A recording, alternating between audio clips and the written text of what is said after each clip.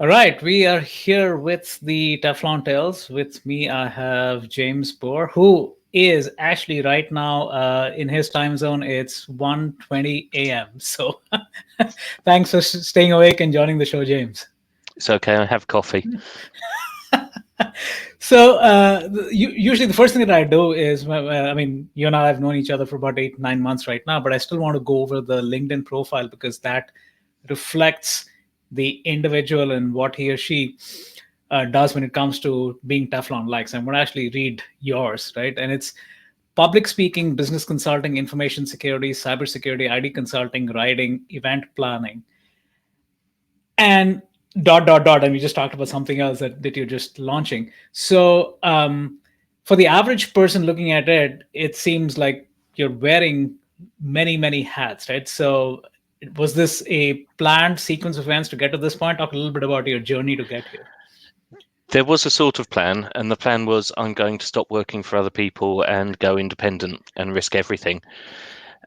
That was about as far as the plan went. I knew it would be something in security because that was where I specialised, but then after that, it was just okay, I will try some things. I've got about 3-4 months of safety net before I'm really going to be in trouble. So I will try things, find out what works, do the things that work, and stop doing the things that don't. Okay, so you just called out what the Teflon Tales is about, right? Which is try out different things, getting hot really quickly. But also something that you mentioned, which I think many people struggle with, is to cool down on stuff that doesn't work, right? So was that something that you had to learn on the fly, or is this something you've built through your career so you're able to kind of turn off? I've had enough failures through my career that I've come to accept them. I've realised how important they are. Actually, there's the cliche thing about success is what happens when you exhaust possibilities for failure.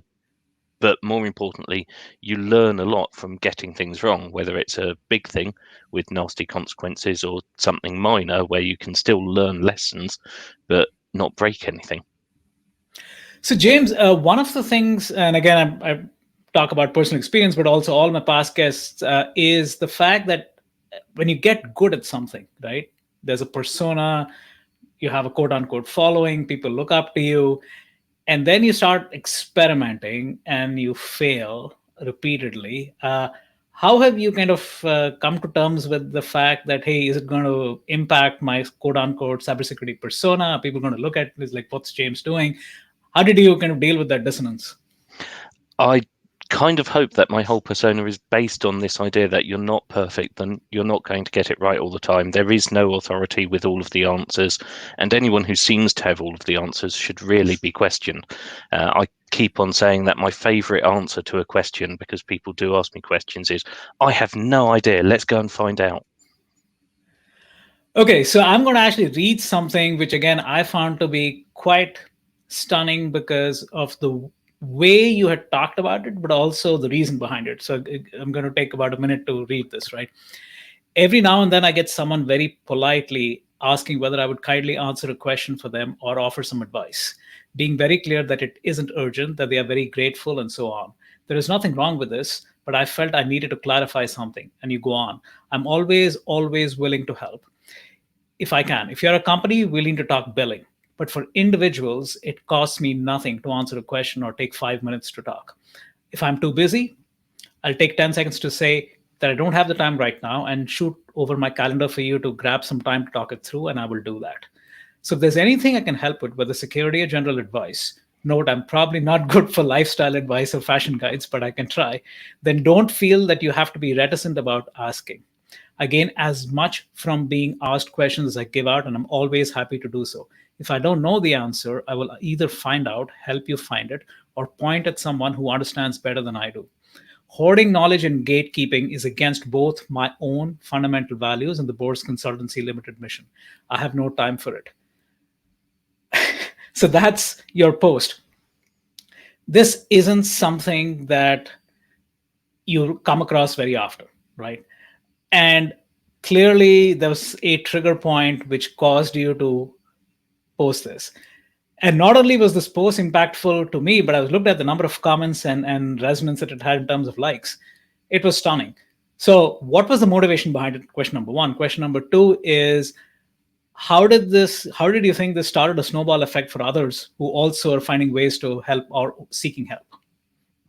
So for me, the trigger point really was I'd been getting a few more questions, and I noticed that every single one was coming with this very polite, very treading on thin ice attitude of, you're so generous for giving me some of your time to answer this. I don't want to offend you. I don't want to upset you. I don't want to be presumptuous.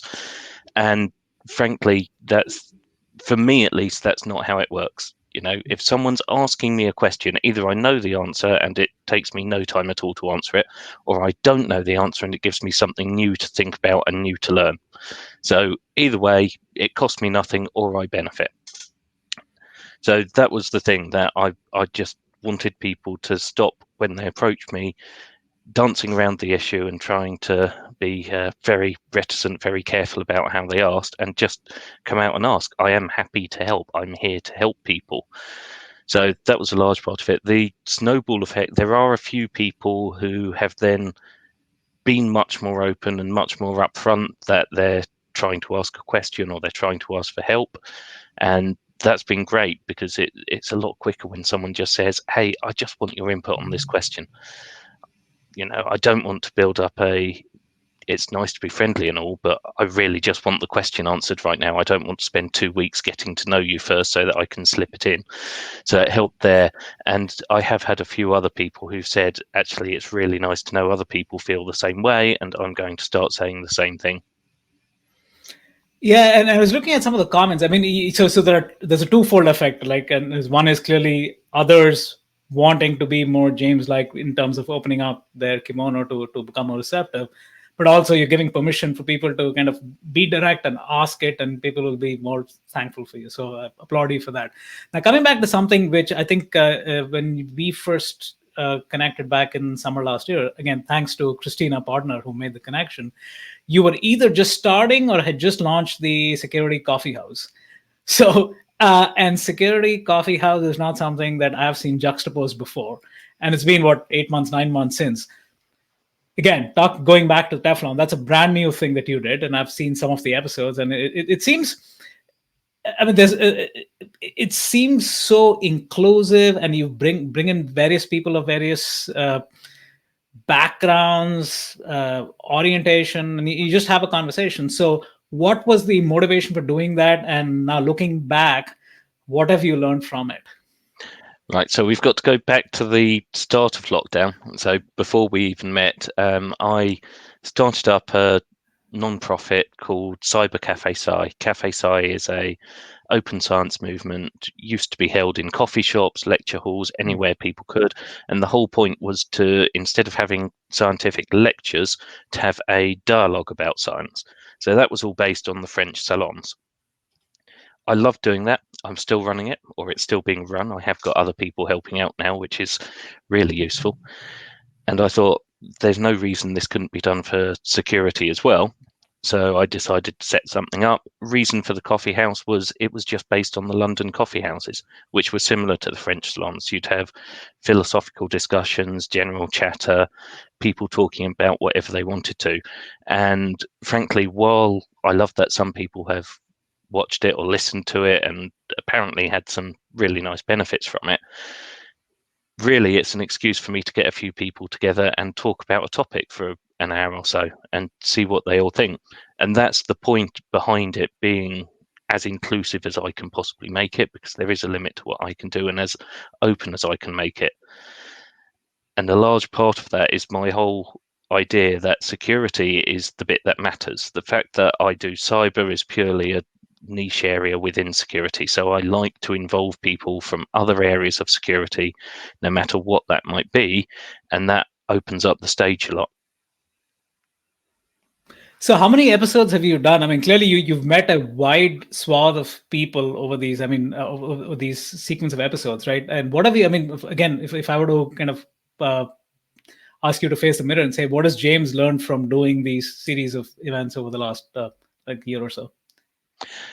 Quite a lot. So there's a lot I've learned about people coming into the industry and what they're looking for and where the struggles are. There's a lot I've learned about more corporate attitudes. There was also the beer farmers did an event, BeerCon 2, which was a rookie event, and I interviewed about half of the speakers and presenters and everyone I could who was involved in that over about 5 episodes. So I learned a huge amount from that. The other thing I've learned is that I don't have to do it on a consistent basis. I don't have to aim for a weekly or monthly schedule for it. I can just do it when I feel like it, and people are just as open and receptive to it and seem to enjoy it just as much. And I enjoy it a lot more because it's then just something I can do. And that's an important point that you mentioned, right? Because sometimes we take it upon ourselves to be much more disciplined than we have to. And especially for something like this, we're just trying to bring a cohort of people together. It's like, hey, who's joining me? And then it's great conversation. So I'm actually going back to something else. And again, this is a post I'm going to read because it again, being in cybersecurity, much like yourself, you don't hear about this very often, right? And this was a post by Jimmy H. And he goes, after spending much of the first half of this week bemoaning terrible PowerPoints, I'm delighted to say that James Burrow's presentation on threat modeling was an absolute joy, crammed full of useful info in a way that even rookies like me understand. If you get the chance, I would definitely recommend it.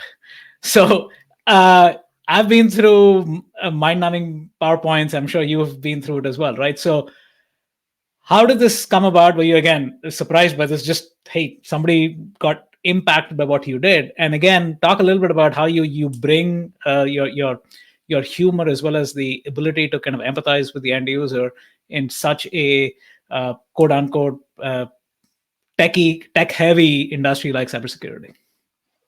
So the humour is something my other half might argue with you about. She doesn't think I have much of a sense of humour. The whole thing with PowerPoints is I've written so many bad PowerPoints over the last couple of decades that I've learned what doesn't work. It's great. You keep on throwing PowerPoints at people and you watch when they fall asleep and you think, oh, I won't do that again. So that's a really handy thing to do. Just do lots of presentations and eventually you'll figure out what doesn't work and then you can eliminate that and you're left with what does. The post there did actually completely catch me by surprise. I wasn't expecting it at all. It was absolutely amazing to have, but really those workshops were just a way for me to try and get some basic information about threat modeling to people. So again, sticking to the same topic, and this is another fantastic event that I was actually attending once, all day DevOps, and the title was "How to Fail at Threat Modeling." And again, I take a step back, right? Vulnerability, humor, self-effacing, these are not things that I have seen cybersecurity people embrace, right? And you not only embrace that, you showcase that. So the question is, I mean, number one, what how do you give yourself the permission to kind of keep pushing the envelope and saying, I mean, if I can see, I mean, I can almost, I want to be part of this presentation, right? How to fail at threat modeling. So talk a little bit about creating that, presenting that, and obviously it gives you the courage to keep pushing the envelope further, right? So I'm just thinking that was, I think that came about through Security Coffeehouse, one of those things where Oh, you have a interesting. connection. Yeah. Because Mark Miller was on one where we spoke about games and play and security. And of course, he's also behind All Day DevOps. So we had a chat about it either before or after, I can't remember. And he said he was open to speakers for this event he was doing. And I said, oh, great. I don't really do much in the way of DevOps. I know about it, but I'm not an expert. But I do know this thing that might be useful. How do you feel about how to fail at threat modeling? So that was it. It was just, what have I seen go horribly wrong when trying to introduce threat modeling to companies before, and therefore can I save other people some of the pain? I am going to say the whole thing about being self-effacing and humble and jokes at my own expense, there's a huge problem in that if I start boasting about I am the most self-effacing person out there, it gets a bit problematic. So I always feel a bit awkward when people praise me for things like that or compliment me on it, because it defeats the whole purpose. The point is, I am not actually anything particularly special, or rather, I am no less special than anyone else in cybersecurity who admittedly has quite a bit of experience and has put some time in, because I've done that. Anyone who hasn't has the potential to get to the same place. So the point isn't that I am self-effacing, it's just that I consider I am normal. I am an absolutely normal person who's just had some really good opportunities. Okay, so I won't praise you on that. Fine, noted. So, one last question, and this is really about what can others, the viewers and the listeners who are in this journey, right? And let's assume a majority of them are on the straight and narrow because that's the path that has led them to where they are right now. And regardless of what age, what demographic, right? What are the, like, a couple of things in terms of advice as to how they can start experimenting, right? Because if I look at you, it's like, hey, I mean, you're doing 8 or 9 different things. You have 2 more things coming out, like we just talked about over here. It's like, how does he even do it? So going back to when you first started pushing the boundary, what were the things that helped you? What are the, maybe a mistake that you made that you'd want to make sure others don't? So any pieces of advice, 2 or 3 things that you can leave the viewers with who are contemplating to kind of push the boundary, but obviously the imposter syndrome, what are the word thing, the usual things that hold them back. So the first thing is, I'm going to say I don't consider I'm working harder than I was as an employee, because I'm not really spending any more time doing actual work. Admittedly, some of the things that I'm doing because I enjoy them and they are useful, but they aren't work. So time-wise, if you can go independent and if you have the desire to, because that's important, there's nothing wrong with being an employee. I'm not against that at all. I've just found not being on someone else's payroll has released me to try all of these different things, to experiment. So I've got the time where, yes, I'm still working for someone else because they're a client and I enjoy that, but that time is now much more valuable than it was when it was spread out over a week. So in a way, that allows me to experiment with all of these other things without never sleeping and without burning myself out. That's part of it. The other part is how to experiment, how to do this. Play what if games. Try things out. Just prod at things. Don't feel worried about saying I can afford to lose a couple of hours just seeing what happens with that. I can do this thing and I can spend 2 days overall building it up, and if it doesn't work, fine, the tower falls over. So it's all about that play. It's just saying, what if I did this, trying it, oh, it collapsed. Well, it was fun as it fell over. I'll build another one. Or, okay, waste of time. It is just that, don't take it too seriously. Don't worry about it going wrong. Plow ahead for a bit and see what happens. Okay, so one last question. Again, this is something that you mentioned, which is again very much part of the whole Teflon analogy, which is needing to stay non-sticky and needing to cool down, right? And you mentioned a few places where you mentioned that about, hey, if it doesn't work, just move on. And sometimes that's hard, right? And it's the ROI piece. So I've put in X amount of dollars or pounds, I've put in X amount of hours, keep pushing, never say die, and all those usual euphemisms that we hear, right? What has helped you realize thus far, no further, and I'm going to try something else? And how do you kind of stay detached? So the whole thing is really about the sunk cost fallacy, throwing good money after bad or throwing good resources after bad. And what's helped me with it is having done it so many times. So right at the start of my career, I dropped out of university in my second year. So I'd spent 2 years studying physics and particle physics and then thought, this isn't working, I'm going to drop out. So that was 2 years sunk cost. I then floated around for a bit with various different IT jobs, struggling, bit of service desk work, and then got onto the sort of path I'm on, although it wasn't a planned path. There was no plan, there was no strategy, there was no career goal in mind. But by then, I had wasted so much time on things, and a lot of Mm. the reason I'd wasted that time on a lot of things was taking it too seriously and being too invested in it, because I'd get to a point where I knew it wasn't working, it wasn't right for me. If at that point I had just let go and started doing something else, I'd have had a much easier uh, 10 years or so for that period. So Mm. that was why I learned it. It wasn't some sort of massive revelation. It was just I got it wrong so many times that I learned that you can get it wrong without so much pain and without so much hardship and without wasting so much energy on it. Yeah, it's interesting you mentioned that because one of the things that I try to do myself is to try to draw analogies from tech into life. And what you're talking about is just fail fast. Hey, we build great software that fails fast, but as human beings, oh, we'll fail slowly. Right? It's like uh, great. Again, James, I know it's late for you or early for you, depending on how you look at it. But again, thanks for staying up, and a great conversation. Hopefully, the viewers can take a thing or two and apply to their own lives. Thank you. And hopefully it was enjoyable for anyone watching as well. Thank you, James.